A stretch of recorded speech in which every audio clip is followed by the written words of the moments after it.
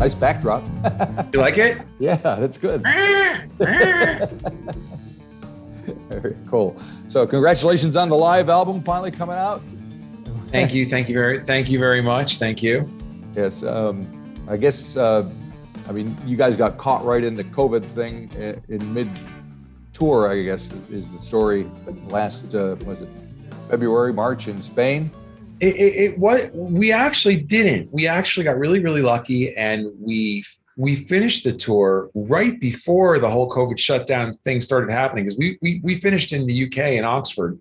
Oh, okay. On March 5 was the last show. And as we know, March 10, 11 was when pretty much the whole world shut down.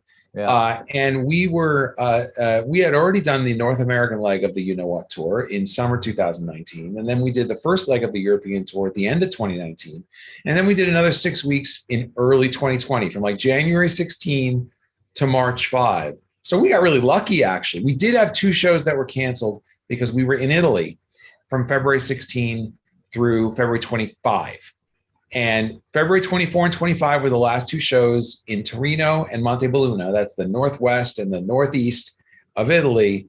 And February 24 was the day of the first shutdowns in the entire Western world, in the Lombardy province of Italy, the northern provinces, and the Piedmont and Lombardy. And so we just didn't do those 2 shows. And then we went off to Austria and Russia and Ireland and the UK and finished, because up north they weren't shutting down yet then. Right. But we just barely outran it. But it doesn't make the live in Europe 2020 any less of kind of like a rare phenomena, because there's not a lot of that going around. No. So when we finished and we realized that we were going to be locked down for a while, it was like, well, we were recording all of the shows just because our front of house engineer had the capability to do it. We weren't really planning on a live album. Right. It was just one of those things like, well, let's do it. Why not? So the tracks that are on the album are all from Spain, are they? Well, yeah. I felt like, we had done the 50 shows in the States, and we were at the 30, 40 shows in Europe. So we were at shows like number 80 to 90 of the tour. And something happens to the material when you played it that much. And we really felt like we were peaking then. And so there was and of course, every show, even when you're in a kind of a peaking phase, has something that's a little different. Every room is different. They all sound different. And the sound affects the way the performance goes so much, especially with a band like us where we're improvising with each other a lot. Right. And I remember there was a show in Sevilla in Spain that everything kind of just went right. And then we got a few songs from there. And then there was one in Bilbao where Marco's drum solo was really, really good. And we were looking to capture that, because Get It Like That is such a wide improvisational canvas for us, even though it's from our older catalog. And we really wanted to focus on the You Know What material on the live album. And then there was Spanish Eddie, who was a tricky song to get. And we found a version of it in Murcia, another Spanish city that we really liked. Oh, cool. And there it was. Yeah. So it ended up being an all Spain album. But live in Europe, I guess, sounds better than live in Spain. Yeah, Nothing against Spain. I love Spain. Yeah, Spain's cool. So have you guys played together since then? No. Guthrie lives in the UK, right, and Marco and I live in California. Yeah. So that's a no-go. Man, oh man. Yeah, because down here in New Zealand, at least we're doing live gigs again and stuff.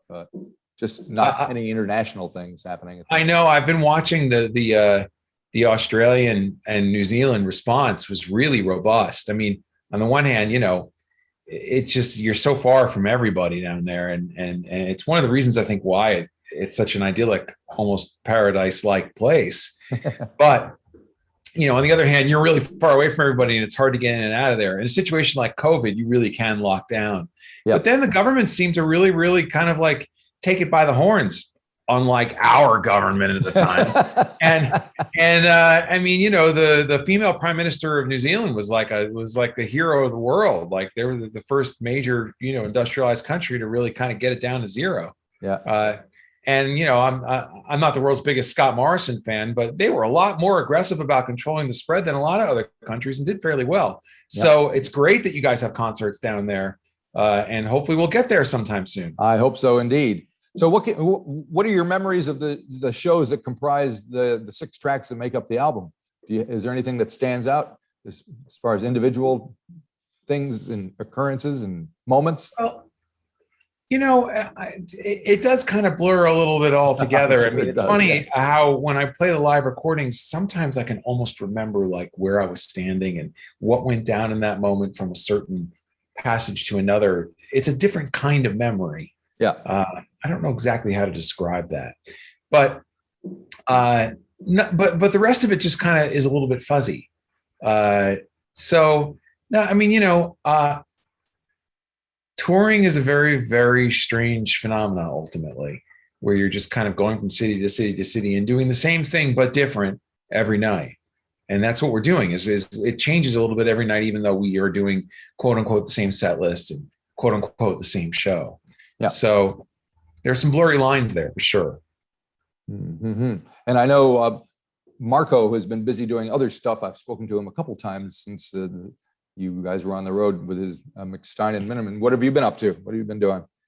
Well, I've been doing an album with Joe Satriani lately, and it's not, we're not rushing it. It's one of these things. Joe has never done an album remotely under his own name before. Oh, really? Every single time he's done an album, a Joe Satriani album, it's we get these guys, we get them in the room, and we play. Right. I think he always says, if it was good enough for the Beatles, it's good enough for me. And this is the first time he's really trying it the other way, because just kind of out of necessity, but also it's an interesting kind of creative move after all these years. And so, we're exchanging files and going over songs, and he's very, very particular. I mean, I think maybe people have the idea that just because the music is not as complex as some of the other people in our genre, and also because his persona on stage is kind of let's just rock out and have a good time, that he's not particular and not detailed about his recordings. Boy, nothing could be further from the truth. He really, really zooms in on details. So that's been fun, and we're busy kind of constructing that album song by song. I also was doing some work with a TV film composer named Bear McCreary, who does a lot of popular television shows here now. The Walking Dead, Snowpiercer. He did Battlestar Galactica. He did the last Godzilla movie, not Godzilla versus Kong, but Godzilla King of the Monsters. Okay. And he's really talented. I know him through his work with Brendan Small, who was the leader of the whole Death Clock Metalocalypse thing. When he went to do it, to have an orchestra record for one of the Death Clock, the Doomstar Requiem, the big rock opera that he did, he got Bear McCreary to do the arrangement and get the orchestra together. So I did something with Bear. It's a big project, but I can't say anything in detail about it yet. But I say, if you're into metal fans, I think will especially appreciate what's been going on there. Very and of course, there's a lot of other artists that maybe people haven't heard of that have had the opportunity to record with, because we're actually home. I mean, yes. I need a little bit of space in between tour legs in order to recover. So if I'm doing like 8 weeks with Joe Satriani and then 2 weeks off, and then another 6 weeks with the Aristocrats or something like that, it's really hard for me to fill those 2 weeks with an album or even just 5 songs worth of recording. I need to give my brain time to refresh. So I'm not as available as I would like to be to do recording, because I like recording. But now it's a completely different story. And of course, a lot of artists and songwriters are using this opportunity to make that album they always wanted to make, because we're all stuck at home anyway, right? Yes, indeed. So a lot of people have reached out, and I've collaborated with a lot of really cool people. And that stuff's going to come out over the next year. And I look forward to people finding out about some of these, unknown as of now artists who are making really cool stuff. But the most important thing in all of this is that I really have had a chance to slow down and not work as much. I think that maybe I have a bit of a reputation as like always busy and always kind of hard charging and all the rest of that. And, that may be true.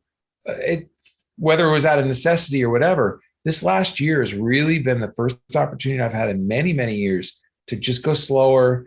I live in a rural mountain setting, and that's on purpose. Nice. And I do a lot of hiking, and I have a motorcycle, and I love nature, and, you can hear the birds tweeting in the background while I talk about this stuff.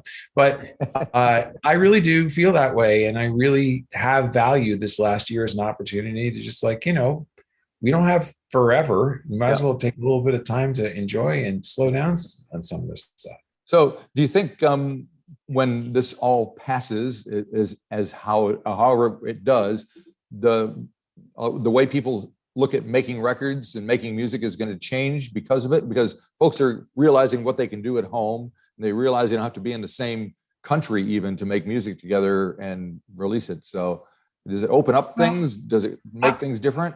I don't think so. You know, I mean, we were people who were doing remote recording and file swapping and sharing. We're already doing that like crazy. I mean, that technology's been there. Yeah. And the people who want to get together, I mean, the Aristocrats, you know, we have a very kind of defiant stand on that. You know, we're not a Dropbox band. We have to get together and play because we all write in isolation. And that's the way that we bring our 3 songs to the table, that we each band member, Guthrie, Marco, and myself each bring 3 songs to the album. It's 9 songs total. But then when we play them together, that's when they become Aristocrat songs. I feel like if we didn't play them together, that something would be lost. And so that's got to happen. So the people who want to do that and insist on doing that will still do that when this is over. People who want to file swap and share will do that anyway.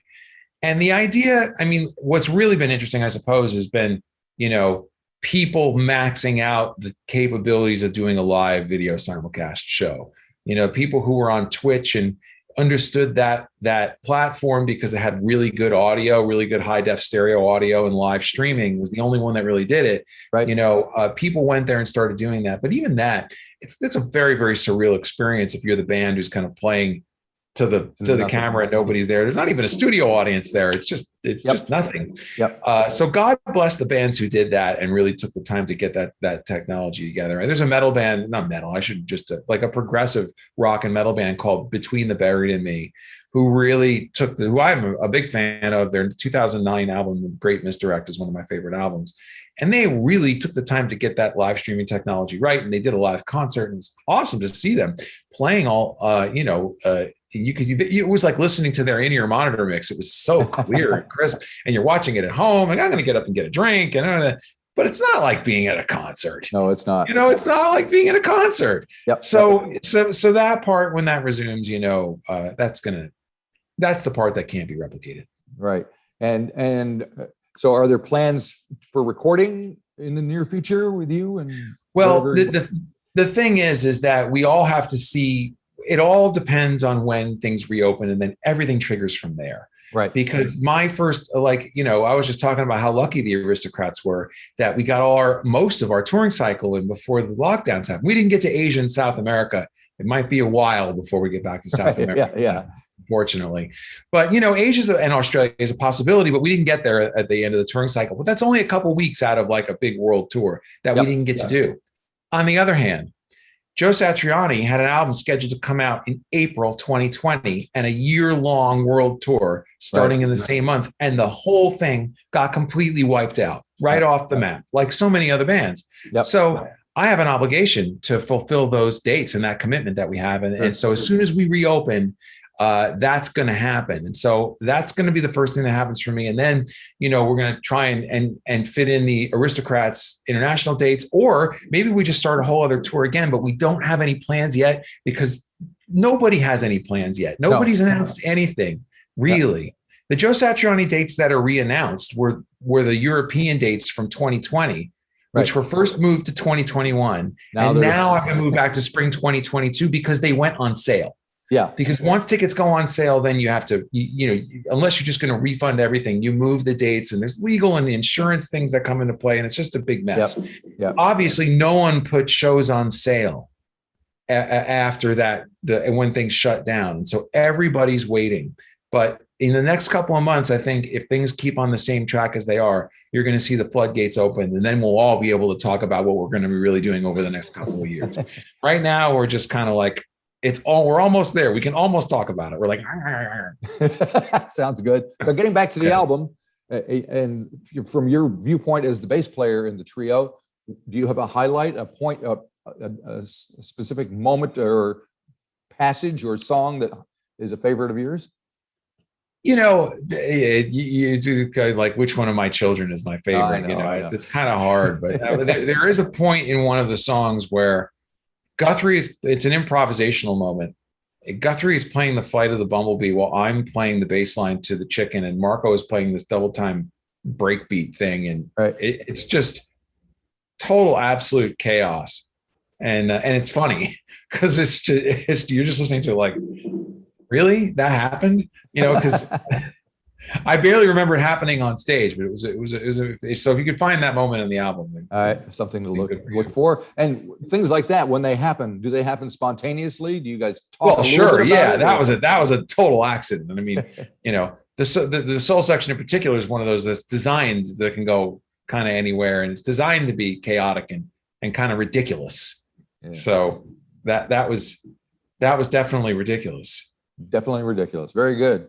And how's the vibe in California where you are? As far as, are people freaking out? Are they getting their vaccinations? Are they walking around? I'm